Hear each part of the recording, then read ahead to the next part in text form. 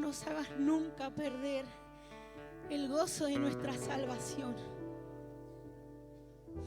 Hacenos conscientes, Jesús, que nos pueden quitar todo, Señor, pero cuánto amamos tu presencia. Cuánto amamos respirar tu presencia, Jesús. Cuánto amamos gozarnos en tu presencia. Gracias por el gozo de mi salvación. Gracias, Jesús. Ahí levanta un altar de gratitud. Gracias, Jesús, porque mi vida estaba destinada a perderse totalmente si no fuera por tu presencia en la cruz, Señor. Porque mi corazón estaba destinado, Señor, a irse, a perderse en este mundo, pero me encontraste, Jesús. Gracias, gracias. Gracias, Señor, gracias.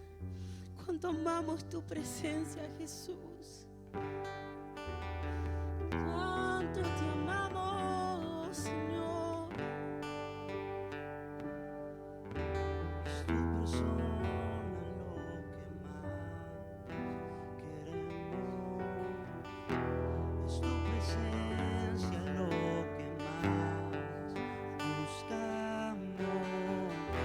¿A dónde iremos si no es contigo? Es que nuestra casa eres tú. Es que nuestra casa eres tú. Decláralo. Es que nuestra casa eres tú. Y amamos tanto tu presencia. Solo queremos tu presencia. Queremos que te sientas como en casa, con toda tu belleza, toma tu lugar.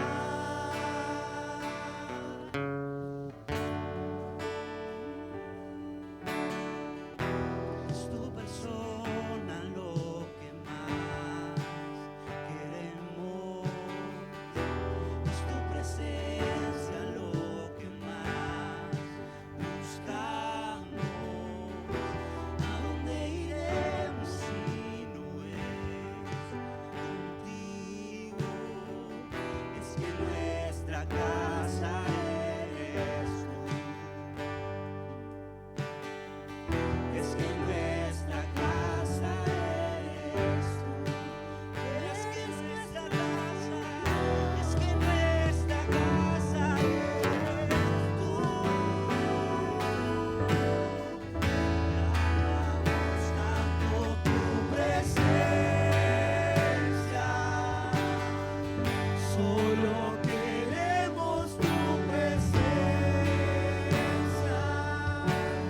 Queremos que te sientas como en casa, con toda tu belleza, toma tu lugar.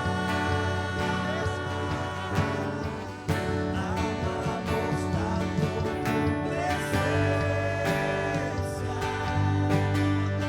Solo queremos tu presencia. Queremos que te sientas como en casa, con toda tu belleza, toma tu lugar. Amamos tanto tu presencia. Solo queremos tu presencia.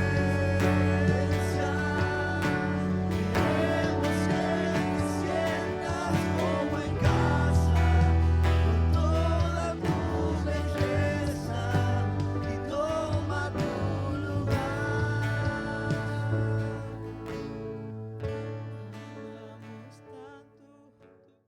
Quiero invitarte a que en esta mañana vayamos a la palabra del Señor. Y como venimos domingo tras domingo, el Señor en este año nos ha inquietado, nos ha movilizado, vamos a decirlo de esa manera, a poder ver la vida de los discípulos, ver qué es lo que nosotros debemos aprender de ellos, qué cosas, ellos eran como vos y como yo los discípulos, no te creas que se la tenían clara ni mucho menos, fue procesos de Dios en cada uno de ellos. El domingo pasado el pastor Emma nos habló acerca de Pedro, esa prédica que ya a partir de hoy la podés ver en nuestro canal de YouTube y te animo a que puedas ver y revivir cada prédica porque es palabra de Dios y porque a veces en el fragor de lo que uno vive en el vivo nos perdemos de cosas. Entonces te recomiendo a que puedas volver a ver la prédica, pero desde un lugar de poder abrazar la palabra de Dios y por qué no que el Espíritu de Dios haga en nosotros transformación, porque de eso se trata. La palabra nunca vuelve vacía.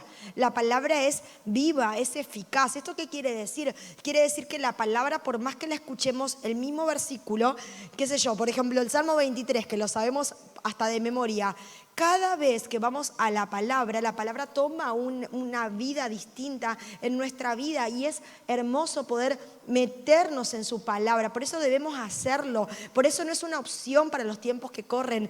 No podemos reemplazar su palabra. No podemos reemplazar su palabra. Y yo doy gloria a Dios porque seamos lectores, gloria a Dios por eso, y que nos estemos nutriendo de libros, que nos aumenten nuestra fe y todo eso está bárbaro, pero nada reemplaza su palabra. Ningún libro, por más bueno que esté, por más predicador ungido que lo escriba, va a reemplazar la palabra, porque la palabra es lo que fue inspirado por el Espíritu Santo. Escrita por hombres y mujeres, ponele, como que podemos ver, como vos y como yo. ¿Sí? Pero inspirados por el Espíritu Santo. Y es el único libro que tiene una capacidad de que el mismo que la inspira es el mismo que nos ayuda a interpretarla. Porque vos agarras un libro de cualquiera y vos vas a decir, uy, mira qué interesante lo que el autor dijo, pero es tu interpretación sobre lo que el autor dijo.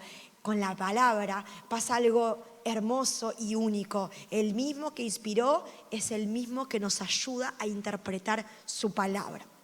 Y la palabra del Señor nos habla en los evangelios de los discípulos, aquellos que siguieron a Jesús. Y estamos como haciendo un caminito, ¿sí? Un orden de cómo fue ese seguir a Jesús. Y hoy te quiero hablar de un personaje, de un discípulo sumamente interesante. Todos tienen su grado de cosa interesante. Acordate de Andrés, del que muchos no sabíamos y de repente nos encontramos y muchos nos vimos reflejados en Andrés. Bueno, en Pedro el domingo pasado. Pero hoy te quiero hablar de un discípulo que es un discípulo clave en el desarrollo y es el discípulo llamado Juan. ¿Sí? ¿Y qué te quiero hablar de Juan? Te quiero hablar de cuando entre el carácter y la revelación. ¿Quién fue Juan? Y si yo te pregunto rápido, pensá en algo sobre Juan, una de las cosas que se te va a venir a la cabeza es amado. Muy bien. ¿Qué otra cosa se te viene a la cabeza rápido cuando pensás en Juan? Apocalipsis, muy bien. Son cosas que se nos vienen a la mente, ¿sí? Ahora, poco se nos viene a la mente quién fue Juan al principio. Y yo mientras estudiaba la palabra y me metía en profundidad, dije, ay Señor, gracias. Gracias por dejarnos ejemplos así. Porque vos decís el discípulo amado, vos decís el portador de la revelación como Apocalipsis, pero te encontrás con Juan, el hijo del trueno. Y vos decís, y te encontrás con un Juan que se parece más a vos y a mí. ¿Qué querés que te diga? Juan es el ejemplo de lo que Dios quiere hacer en nuestra vida, de hacer esa transformación y ese proceso entre el carácter y la revelación. Porque Juan no nació siendo el discípulo amado.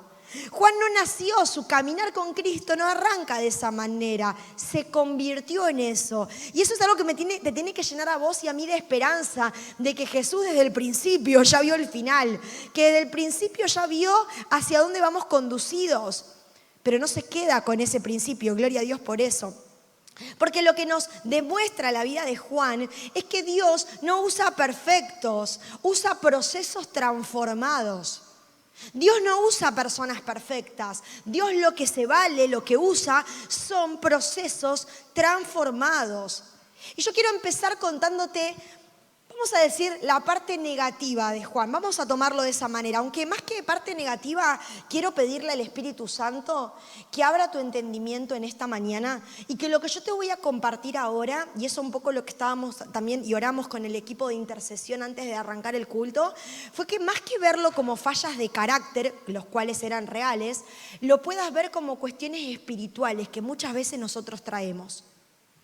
Muchas veces nosotros traemos en nuestra propia vida, por heridas, por situaciones de base, traemos espíritus que gobiernan nuestra vida. Y uno dice, ¿cómo puede ser que algo gobierne mi vida que no sea el Espíritu de Dios? Y claro, alguna vez le preguntaron al evangelista Carlos Anacondia si un cristiano podía tener demonios. Pregunta que suele surgir siempre en clases de sanidad interior y liberación. ¿Acaso un cristiano puede tener demonios? Y la pregunta del evangelista Carlos Anacondia fue contundente. Un cristiano puede tener lo que quiera tener. ¿Por qué? Porque hay una legalidad. ¿Qué significa una legalidad? Cuando nosotros le damos lugar al enemigo, a través del pecado, a través de no sanar heridas y tantas otras maneras, ¿no? Le estamos dando legalidad al enemigo. ¿Qué quiere decir? Que el enemigo legalmente entra a nuestra vida y empiezan a gobernarnos cosas que no nos tendrían que gobernar. Por eso oro en el nombre de Jesús para que esta palabra, lejos de ser una palabra que te anime, lejos de ser que sea una palabra que te, ¿cómo se dice ahora? Que te sea un apapucho, ¿cómo se dice? Como que te apapache, ahí está. Como que te apapache. No quiero que la palabra sea eso. Quiero que la palabra te confronte. Quiero que la palabra, el Espíritu de Dios, no yo porque no tengo la capacidad para hacerlo, pero sí el Espíritu Santo nos confronte a ver sobre qué espíritu estamos siendo gobernados. Y hay algunas cuestiones y características que tiene o que podemos ver en la vida de Juan que nos van a llevar a entender. Lucas capítulo 9, verso 54. Lucas capítulo 9, verso 54. Dice así. Vamos a leer desde el 51 en adelante. Como se acercaba el tiempo de que fuera llevado al cielo, Jesús se hizo el firme propósito de ir a Jerusalén. Envió por delante mensajeros que entraran en un pueblo samaritano para prepararle alojamiento. Pero allí la gente no quiso recibirlo porque se dirigía a Jerusalén. Cuando los discípulos, Jacobo y Juan, vieron esto, le preguntaron, Señor, ¿quieres que hagamos caer fuego del cielo para que los destruya? Pero Jesús se volvió a ellos y los reprendió. Vos no reprendés carácter, vos reprendés espíritus. Los reprendió. El que tenga oídos que oiga, ¿no? Porque decimos siempre que Pedro fue el que fue utilizado por Satanás. ¿Pedro solo? Pero Jesús se volvió a ellos y los reprendió. Y luego siguieron la jornada a otra aldea. ¿Qué es lo que estaba operando en Juan en ese momento? Lo que estaba operando en Juan en ese momento era un espíritu violento. Era un espíritu impulsivo. Oro al Señor para que esta mañana sea una mañana de revelación. Oro al Señor para que de esta mañana podamos pasar de ser personas rebeldes con B larga a ser personas reveladas con B corta. Oro al Señor en esta mañana para que se te puedan caer los velos de los ojos, para que vos en esta mañana, con ayuda del Espíritu Santo, dejes de naturalizar ciertas cosas que no son naturales, son espirituales y están mal. Juan tenía un espíritu impulsivo y violento. Juan le dice a Jesús ni más ni menos, ¿me habilitas a matarlos? Y fíjense la respuesta de Jesús. Muchas veces nosotros naturalizamos situaciones, muchas veces nosotros naturalizamos expresiones, bueno, sí, fulano es así. No, Jesús se volvió a ellos, me imagino que Jesús iba más adelante, se volvió a ellos y los reprende. Porque los espíritus que sean contrarios al Espíritu de Dios no hay que domesticarlos, hay que reprenderlos y echarlos fuera. Entonces Juan tenía un espíritu violento, celo sin amor, falta de entendimiento del corazón de Jesús. Juan hasta ese momento no conocía a Jesús, lo seguía, claro que sí, pero no lo conocía. Y fíjense cómo arranca el relato, ya sabiendo que le quedaba poco tiempo a Jesús. No es que esto empezó, no es este evento al principio del ministerio de Jesús. Juan había compartido, Juan lo seguía, pero claramente su espíritu estaba operando, el espíritu estaba operando bajo algo que no tenía nada que ver con el Espíritu de Dios. ¿Y cuántas veces en nuestra vida somos como Juan? ¿Cuántas veces en nuestra vida confundimos? ¿Cuántas veces en nuestra vida tenemos un celo? Y entendeme que te lo diga bien, no está mal ser celoso de lo que tiene que ver con Dios. El celo por Dios, no está mal el celo por Dios, el celo por su templo, el celo por su casa, el celo por su iglesia, el celo por las personas que no lo conocen. No está mal eso, pero siempre tiene que estar confrontado, o siempre tiene que estar, vamos a decirlo mejor, alimentado del corazón de Dios. Dios es un Dios celoso, pero no celoso como nosotros interpretamos el celo, porque normalmente nuestros celos tienen que ver con inseguridades, porque normalmente nuestros celos tienen que ver con cosas que no tenemos resueltas. Imagínate que Dios tiene todo resuelto, pero así y todo se demuestra celoso. ¿Por qué? Porque nos ama. Por eso el celo que Juan tenía no era un celo espiritualmente bueno, era un celo motivado por una carencia, por falta de amor. Por eso el discípulo amado no lo fue siempre. Por eso el desafío que tenemos en esta mañana es poder detectar con ayuda del Espíritu Santo si no estamos en algún punto siendo gobernados por un espíritu inmundo de violencia o de impulsividad. No dejemos de naturalizar lo que Dios no naturaliza. Si Jesús lo hubiera naturalizado, hubiera seguido de largo, hubiera dicho, bueno, este es Juan. No, se dio vuelta, se tomó el tiempo para reprender lo que estaba escuchando. Muchos discípulos tienen pasión, y esto lo viste el domingo pasado, pero no tienen carácter, porque la pasión es una cosa, el carácter tiene que ver con otra cosa, y no está mal ser apasionados, pero la pasión sin carácter termina dañando lo que Dios quiere construir. La pasión sin carácter termina dañando lo que Dios quiere construir, y eso es el caso de Juan. Si Juan no hubiera sido transformado, hubiera terminado dañando tanto lo que Jesús vino a reconciliar y vino a construir. Lo segundo que encuentro en la vida de Juan o en el caminar de Juan como algo que no podemos normalizar y algo que debemos realmente atacar de raíz es que Juan tenía una búsqueda de ambición y búsqueda de posición, de poder. Y esto lo podemos encontrar en el Evangelio según San Marcos, capítulo 10, versículo 35 en adelante. Vamos a ir a Marcos 10, 35 en adelante, dice así: se le acercaron, ¿quiénes de vuelta? Jacobo y Juan, hijos de Zebedeo. Maestro, le dijeron, queremos que nos concedas lo que te vamos a pedir. ¿Y qué quieren que haga por ustedes?, pregunta Jesús. Concédenos que en tu glorioso reino uno de nosotros se siente a tu derecha y el otro a tu izquierda. Mirá qué vivos que eran, ¿eh? Pero pará, somos nosotros, somos nosotros. No saben lo que están pidiendo, replicó Jesús.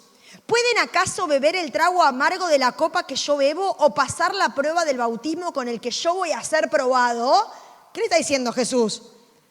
¿Están dispuestos a pasar lo que yo voy a pasar para pedir esto? ¿Y qué responden? Sí podemos.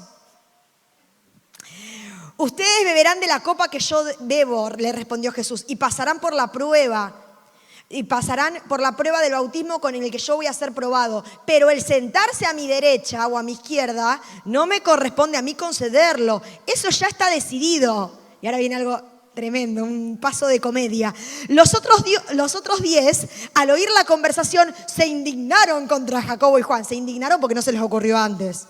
Porque Juan y Jacobo la vieron antes, por eso se indignaron. No es porque los 10 eran santos y puros. No, eran igual que ellos.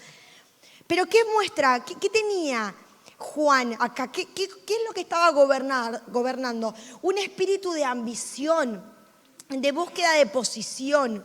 Querían lugares de honra. ¿Y cuál es la raíz? ¿Por qué ellos pedían eso?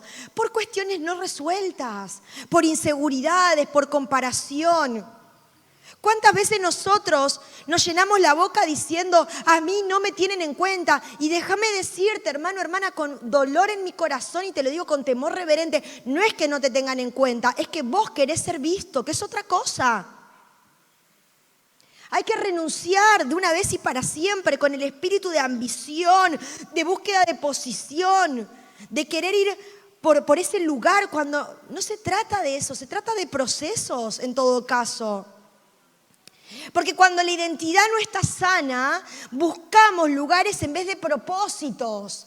Cuando nuestra identidad no está sana, buscamos la chapa, buscamos el título, buscamos el ministerio más que el propósito.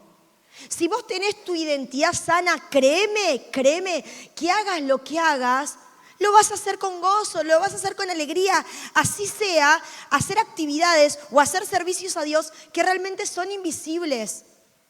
Son invisibles. No sé si corresponde que lo diga o no, pero yo lo voy a decir. Tengo el micrófono. Ahora puedo decir.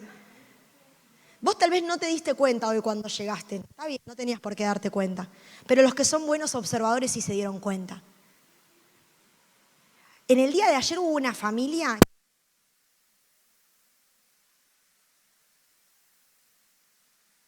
Ahora, se lo voy a contar igual, con micrófono sin micrófono. De última, los que van a ver el domingo que viene no lo van a escuchar, pero ustedes sí. El día de ayer una familia, no la voy a nombrar porque ellos tal vez no quieren que los nombre, así que voy a respetar eso y no lo voy a nombrar, pero una familia en el día de ayer, un sábado, que muchos dicen, ay, el sábado es para estar en familia, el sábado es para descansar. Una familia puso de su tiempo de manera desinteresada, nadie se los pidió que lo hagan. Y vino tempranito acá, se armaron el mate y ¿sabes lo que hicieron? Sacaron todas las telarañas que estaban arriba. Capaz que ni te diste cuenta. Había muchas telarañas, eso ameritaba una escalera, subirse, hacerlo. Estos NN, que no buscan el reconocimiento, no buscan el aplauso, por eso tampoco los voy a nombrar porque capaz que no quieren, pero ¿qué te quiero decir con esto? Cuando vos tenés tu identidad sana, no te importa que lo sepamos o no lo sepamos los pastores. No te importa que te reconozcan o no te reconozcan. Y déjenme decirle, la iglesia está plagada, somos iglesia, ¿no? Estamos plagados, no solamente de tela de arañas, que ahora ya no tenemos más, sino estamos plagados de personas que no tienen resuelta su identidad. Por eso me van a escuchar hablar hasta el hartazgo, hasta que Cristo venga, sobre sanar la orfandad. Porque hasta que vos no sanes tu identidad, vas a ser constantemente una persona gobernada por este espíritu. ¿Qué espíritu? El espíritu de ambición. El espíritu de reconocimiento, el espíritu de posición. Me voy de acá porque no me reconocieron, me voy allá. ¿Y sabes qué? Te vas a ir de acá, te vas a ir de allá, te vas a ir de allá y te vas a ir de acá, ¿sí? Sin que eso pase. ¿Por qué? Porque lo que Dios quiere trabajar es más profundo. Es más profundo. Es más, hay personas, muchos de nosotros, me pongo en ese lugar también, que si realmente el Señor nos diera una posición visible, se cumpliría el dicho de mono con navaja. Y como Dios ama a su iglesia, no le da a los monos las navajas.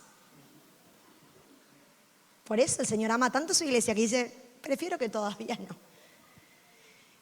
Pero lo de Juan nos muestra que había una necesidad. Van a Jesús a pedirle.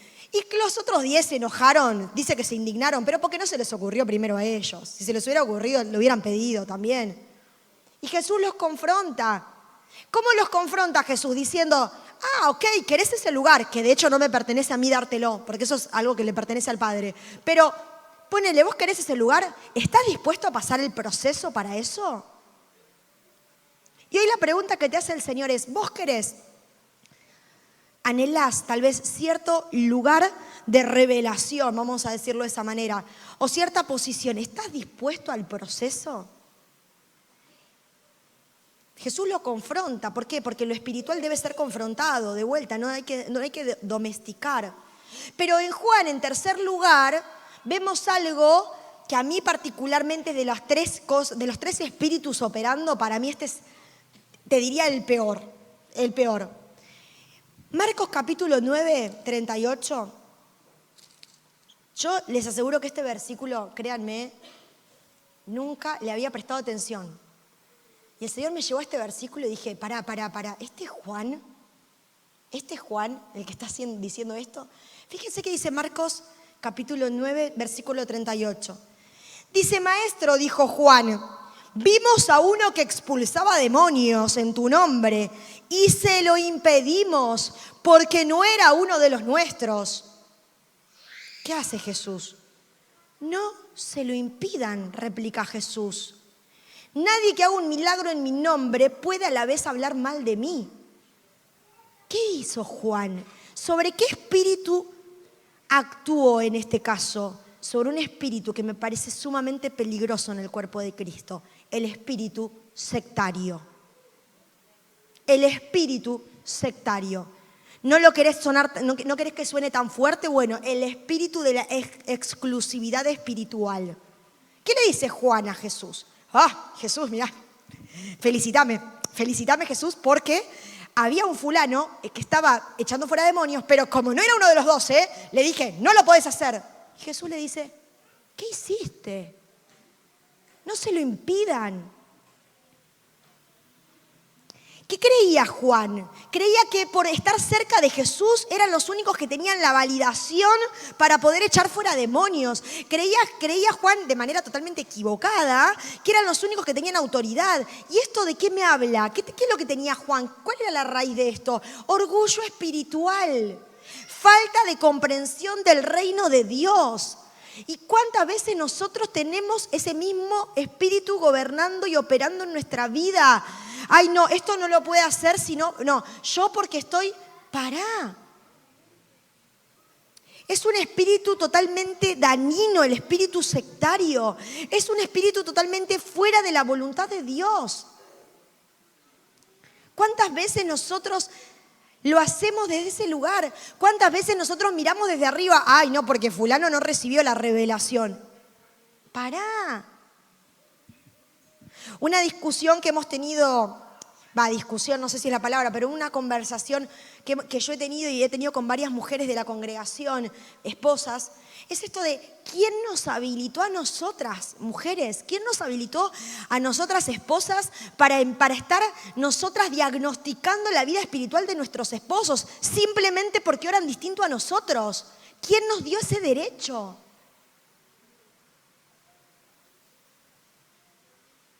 ¿Quién nos dio ese derecho de poder creer que mi esposo es menos espiritual que yo porque ora menos que yo? Porque lo hace distinto. Es peligrosísimo caer en este pensamiento. Es peligrosísimo operar bajo este espíritu de sectarismo.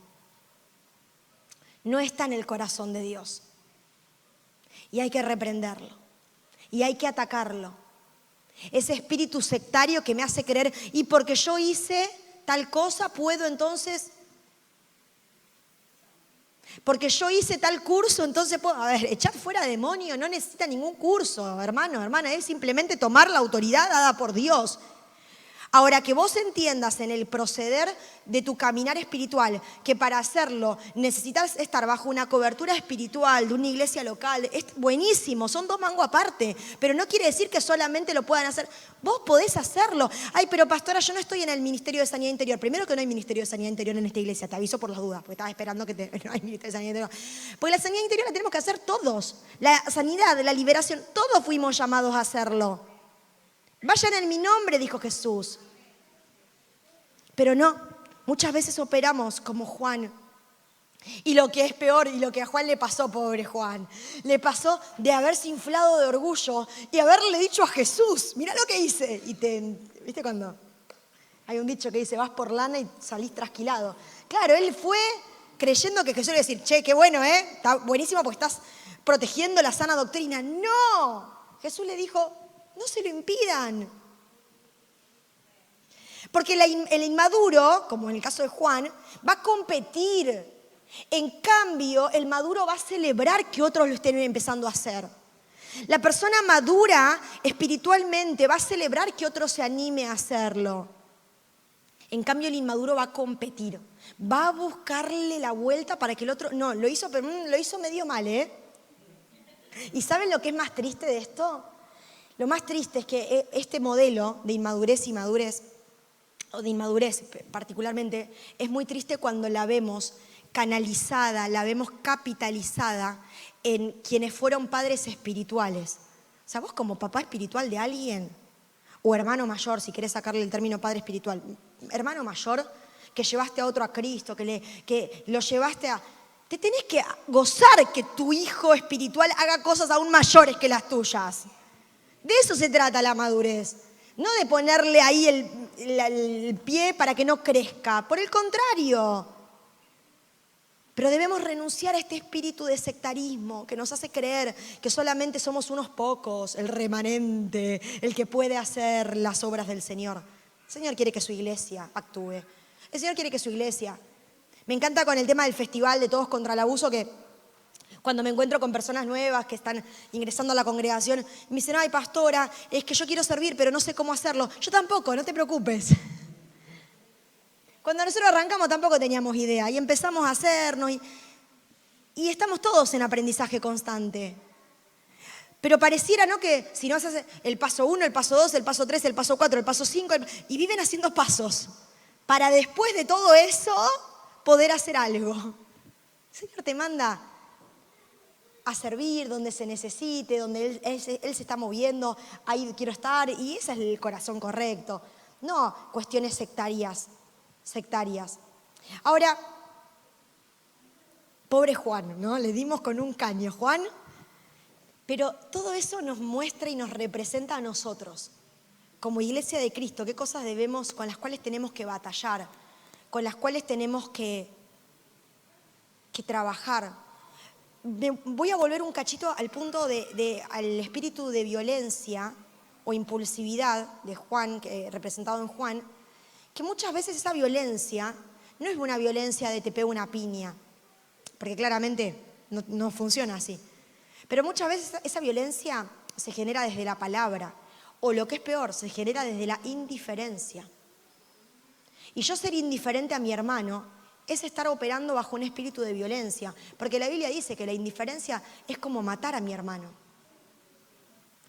Muchas veces no hablo mal de mi hermano, muchas veces no le pego a mi hermano, pero sí lo mato con la indiferencia.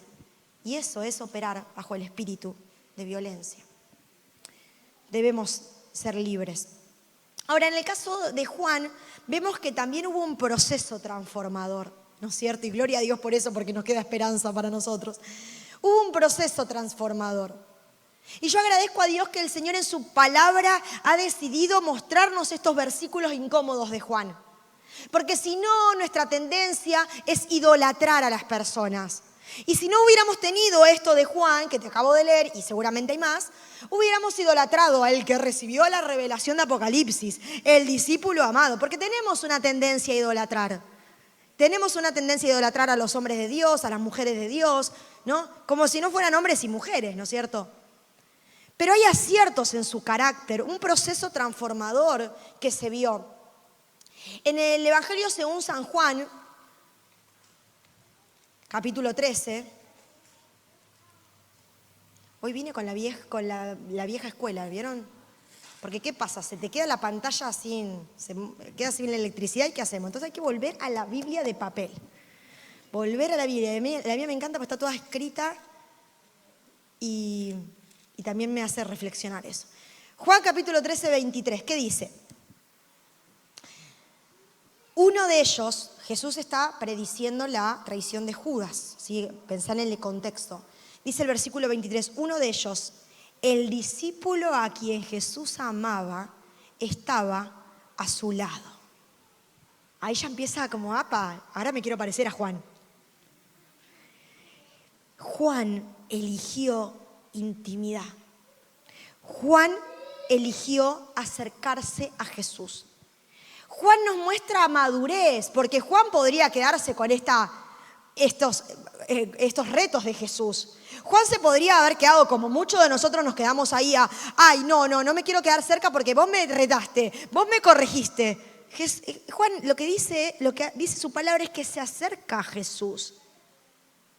Y yo bendigo al Señor por aquellas personas que a pesar de ser corregidos, que a pesar de ser exhortados, eligen seguir cerca de Jesús.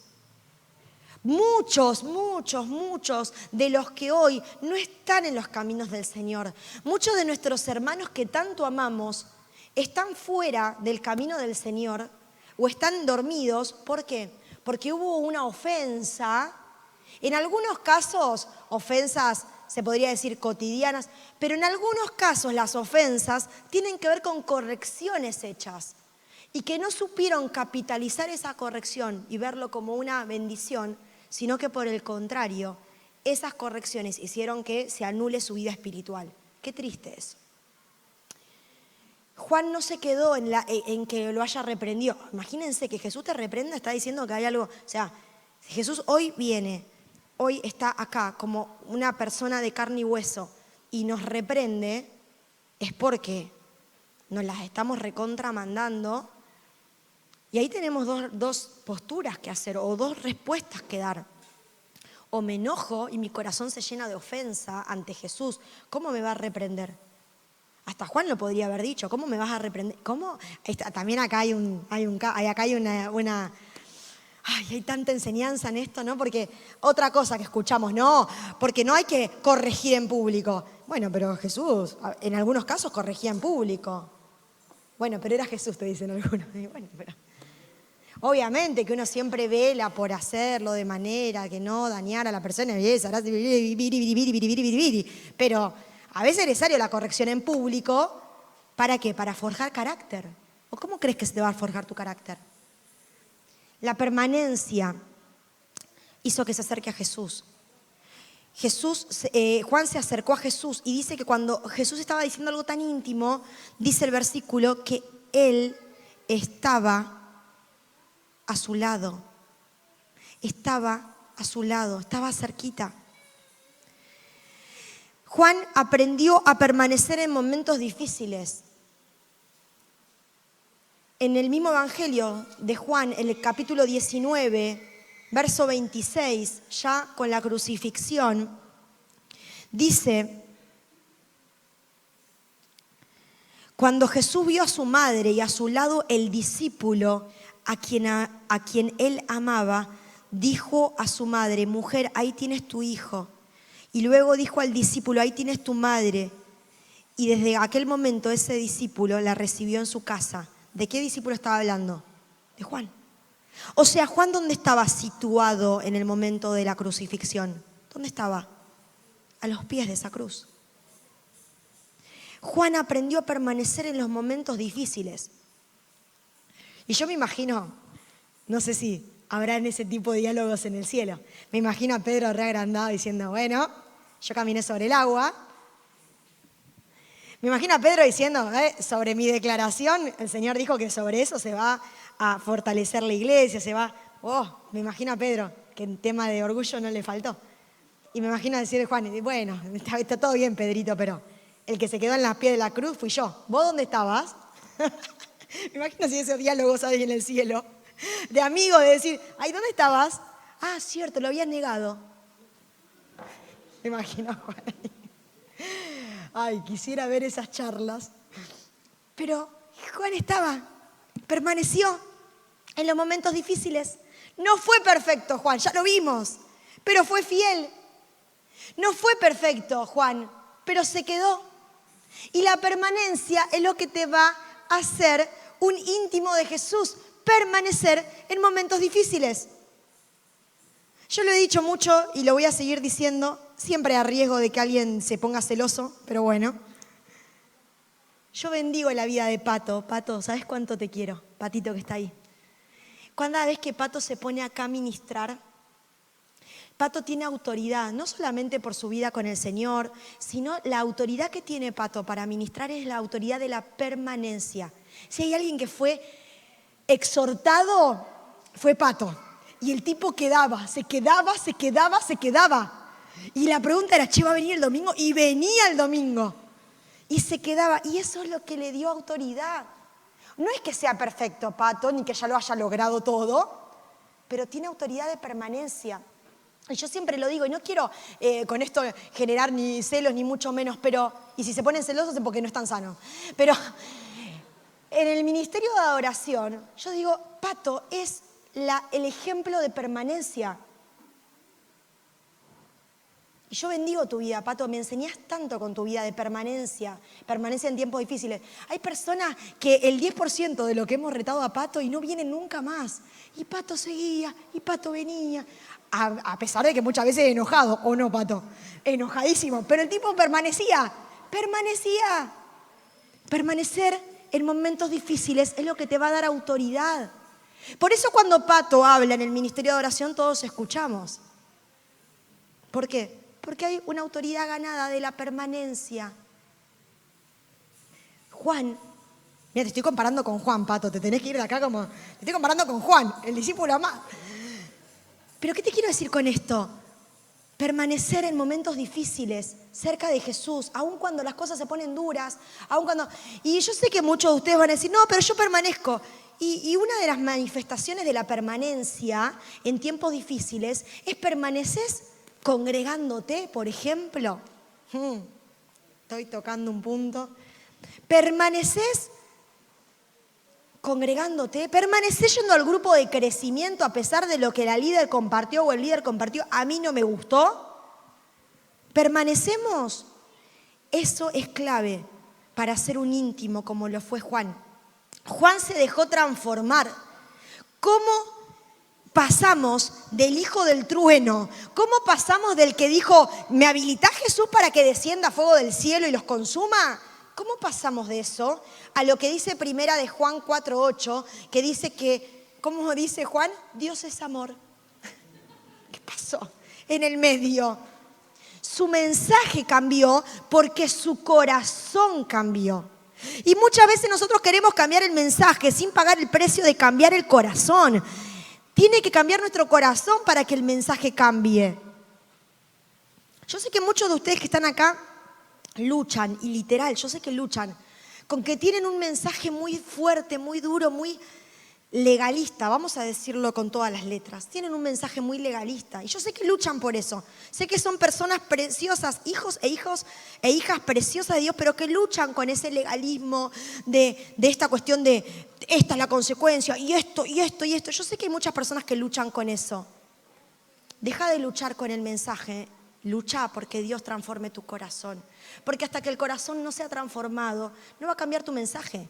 Así como también el otro, porque cualquier extremo es malo. Es malo el extremo del legalismo que me dice que si yo no hago las cosas bien, entonces no va. Eso está mal. Como también está mal el otro extremo del libertinaje. Hacer lo que quieras, total, nada tiene consecuencias. Cualquier extremo nos habla de un corazón insano. Pero si queremos que cambie el mensaje, debe cambiar nuestro corazón. Debe cambiar nuestro corazón. ¿Y sabes cómo cambia nuestro corazón? ¿Por las buenas o por las pruebas? Nuestro corazón cambia o por las buenas o por las pruebas. Las pruebas son el instrumento que Dios usó, usa y usará para cambiar nuestro corazón. ¿O acaso vos sos el mismo, sos la misma de la que eras antes de pasar por alguna prueba en particular que tal vez hoy estés pensando qué prueba puede ser? Y diferenciemos prueba con consecuencia de pecado. Prueba tiene que ver con algo que viene de parte de Dios para justamente trabajar en nuestra vida, en nuestro carácter, en nuestro proceso. Muchas veces lo que vivimos no son pruebas, no son dadas por Dios, son consecuencias de pecado, malas decisiones que tomamos y que nos llevan a consecuencias. Obviamente Dios se vale también de eso para trabajar con nuestro corazón, porque Dios no va a desperdiciar ningún proceso. Pero vos, ¿acaso podés decir, soy el mismo, soy la misma que hace 3 años, 4 años? Si tu respuesta es sí, es porque tal vez no has pasado por el fuego de la prueba. Quédate tranquilo, no pidas el fuego de la prueba, viene solito. No lo pidas, viene solo. Juan fue atravesado. Su corazón fue cambiado, por lo cual su mensaje pudo cambiar. Pero Juan se dejó transformar. Y Juan empieza a vivir una vida de sensibilidad espiritual. Dice el Juan capítulo 28 que él vio y creyó. Él tenía un poder de discernimiento, Juan, más rápido que los otros. ¿Y qué dio resultado a ese discernimiento y a esa transformación y a ese cambio en su vida y en su carácter? La revelación de Apocalipsis. Porque la revelación de Apocalipsis no hubiera sido posible, o la revelación, porque Apocalipsis significa revelación, ¿no? Pero la revelación no hubiera sido posible, no la hubiera podido recibir Juan si no había un proceso previo para eso. Era muy fuerte lo que iba a recibir. ¿Qué es la revelación de Apocalipsis? Es ni más ni menos que ver la revelación más profunda de Cristo glorificado. Eso es Apocalipsis. Es ver la revelación de la más profundo estado de Cristo, el Cristo glorificado. Juan fue el único discípulo que no murió como mártir, según la tradición. Fue desterrado a Patmos, la isla de Patmos, donde ahí recibe la revelación. Pensemos que cuando el apóstol Juan recibe la revelación de Apocalipsis, ya era muy viejito. Había pasado mucho de este proceso, no era el que empezó.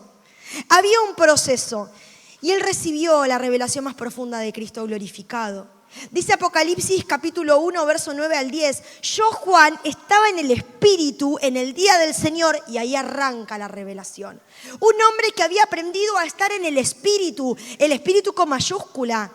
Había aprendido y había desterrado de su vida todo espíritu que lo gobernaba anteriormente. Y no es que era perfecto, pero era una persona que estaba en el Espíritu. Y muchos de nosotros todavía no hemos llegado a ese punto de andar en el Espíritu. Debemos procurar andar en el Espíritu. Juan estaba en el Espíritu en el día del Señor y ahí recibe la revelación más profunda de todas. Juan no recibió Apocalipsis por información, lo recibió por intimidad y por carácter formado. No le reveló Jesús Apocalipsis a cualquiera, se lo dio a Juan, un carácter de intimidad, un carácter formado por el proceso y por la prueba. Porque la revelación no viene por información, viene por intimidad. Viene por intimidad y no hay intimidad sin carácter que sostenga esa intimidad. No es solamente la intimidad en sí misma, es un carácter que pueda sostener esa intimidad. Porque vos podés ser una persona que querés vivir en intimidad con el Señor y querés que vivís en el tercer cielo, pero si tu carácter no glorifica a Dios, déjame decirte, no vivís en intimidad, porque la intimidad da frutos de intimidad. Y ese fruto es un carácter transformado. ¿Qué fue lo que Juan vio en Apocalipsis? Vio a Jesús glorificado. Ya no lo ve como maestro, el cercano, el que conoció, lo ve como el rey, juez y señor. Y en el mismo lugar que vos te recostés, en el mismo lugar que vos busques intimidad, es el mismo lugar donde vas a entender que Él gobierna todo. Porque la familiaridad no hace que la autoridad cese, sino por el contrario. Mucho tiempo hemos creído, no, porque la familiaridad en las iglesias lo hemos visto. Ay, no, porque como yo con tal líder o con tal pastor soy familiar, o no familiar biológico, tal vez familiar en el sentido de sentirme cercano, no puedo ver su autoridad. Lo que está hablando en vos es un carácter inmaduro, porque si vos, por más familiaridad que tengas, por más que nos pongamos a tomar mate, por más que me vaya a tu casa a comer, si hay un entendimiento de autoridad, eso no tendría por qué cambiar aunque tengamos familiaridad. Y Juan era familiar de Jesús, era cercano a Jesús, era el que estuvo en su pecho en el momento más duro, era el que estuvo a los pies de la cruz viéndolo desangrarse. Y ese mismo Juan es el que lo ve como rey, como juez, como Señor. ¿Qué más ve Juan en Apocalipsis? Y no te voy a spoilear la materia, tenés que hacerla.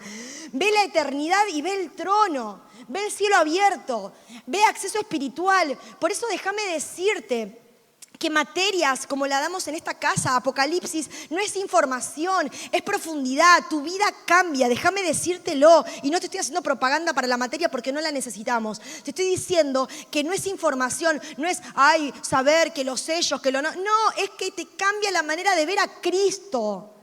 Cuando entendés la palabra, cuando entendés, porque Satanás se ha hecho un festín en todos estos años de velarnos Apocalipsis, de que no entremos ahí, no, porque es muy difícil. ¿Y sabes lo que hizo? Ganó. Pero hay una iglesia que se pone de pie en el mundo y que dice, queremos conocer al Cristo glorificado, queremos verlo al que está sentado en el trono, queremos ver al Rey, Juez y Señor que va a venir a gobernar sobre la tierra, queremos conocerlo. Y hacia allá vamos. Juan vio el cielo abierto, tuvo acceso espiritual, vio la victoria final, la nueva Jerusalén, la restauración total, porque el que permanece ve el final antes que otros, el que aprende a permanecer ve el final. Pedro tuvo poder, Pablo tuvo doctrina, pero Juan tuvo revelación. ¿Por qué pasó eso? Porque se quedó cerca. Y los que se quedan cerca terminan viendo lo que otros nunca van a ver. Se quedó cerca. Por eso en esta mañana, la invitación del cielo para tu vida, para mi vida, es que podamos detectar qué cosas están en nuestro carácter que son gobernadas por espíritus que nos quieren justamente hacer creer que eso es lo normal, lo natural. No, está mal detectarlo. ¿Para qué? Para ir a un nuevo nivel de revelación. Oro para que este sea un año donde como iglesia podamos ir a un nuevo nivel de revelación. Pero si no hay carácter para sostener eso, no va a pasar. No va a pasar. Muchos quieren Apocalipsis, muchos quieren la revelación, pero pocos o no todos quieren el proceso que formó a Juan. Por eso el Señor sigue hablando a su iglesia.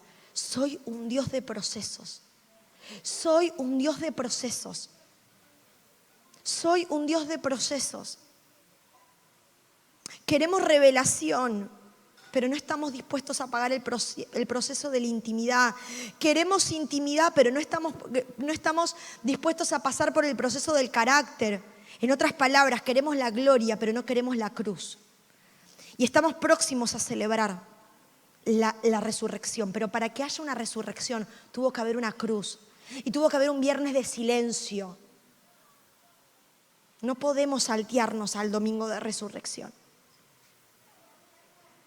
Te invito a que cierres tus ojos. Y hoy quiero hacer algo que hace mucho tiempo que no lo hago. Y el Señor, por lo menos, esto es lo que me viene marcando y yo quiero ser fiel a Él. Y a no ser que Él marque lo contrario, el Señor me inquietaba a que cada domingo, por lo menos que yo comparta la palabra, que sea esta servidora quien traiga la palabra, quiero que se habilite el altar. El altar está demasiado cerrado. Y el altar es un lugar de muerte, pero también es un lugar de revelación. Por eso en esta mañana quiero invitarte y quiero abrir el altar. El altar de muerte para decirle, Señor, sé que tengo que todavía batallar con cosas que no están bien. Sé que también tal vez he naturalizado cosas que hoy me doy cuenta que tienen un trasfondo espiritual. Que hay algo espiritualmente gobernando en mi vida que no está bueno. Sé que hay cosas que tengo que ser todavía procesada. Ese es el altar de muerte en esta mañana. Pero a su vez es un altar donde van a pasar aquellos que digan, quiero más. Quiero esa revelación espiritual que tal vez hasta ahora no he tenido. Tal vez mi vida espiritual cayó en una meseta y estoy totalmente cómodo. Y quiero, Señor, quiero andar en el Espíritu como Juan. Si esa es tu oración en esta mañana, el altar ya está abierto. No te demores. Como una señal de decir, Señor, acá estoy. Quiero adorarte en espíritu y en verdad, pero en espíritu. Ya no quiero que mi carácter sea lo que no me deje avanzar. Quiero ser una persona que ande en el espíritu. No, nadie va a orar por tu vida acá en el altar. El altar está abierto para que vos, como una decisión personal, lo puedas hacer. Una decisión de orar, una decisión de entregar, una decisión de quiero ir más profundo, Señor, sabiendo que esa oración es una oración peligrosa, porque el que quiere más profundidad, el proceso tal vez más duro va a ser, pero necesario. para que Él se nos revele como nunca antes se nos ha revelado. Escuchaste la frase hasta el hartazgo: si querés ver lo que nunca has visto, tenés que hacer lo que nunca has hecho. Y si en este año querés ver la gloria de Dios como nunca antes, como le pasó a Juan, hay que estar dispuesto a pasar por esos procesos. Es estar dispuesto a decir: Señor, yo no sé todo. Yo no sé todo. Puedo estar equivocado en mis propios pensamientos, pero tú, Señor, sí lo sabes. Tú sí lo sabes. Y yo te quiero adorar y yo te quiero exaltar. Te quiero adorar, te quiero exaltar, Señor. Aún con este carácter que sé que todavía falta procesar, Señor. Pero ahora quiero renunciar a todo espíritu que me ha tenido mi mente cautiva. Mi mente cautiva para ver las cosas de una manera totalmente distorsionada. Oh, queremos entrar en tu revelación, Jesús. Queremos entrar en la revelación de ver al Hijo de Dios sentado en su trono. La belleza de Jesús. La belleza de Jesús.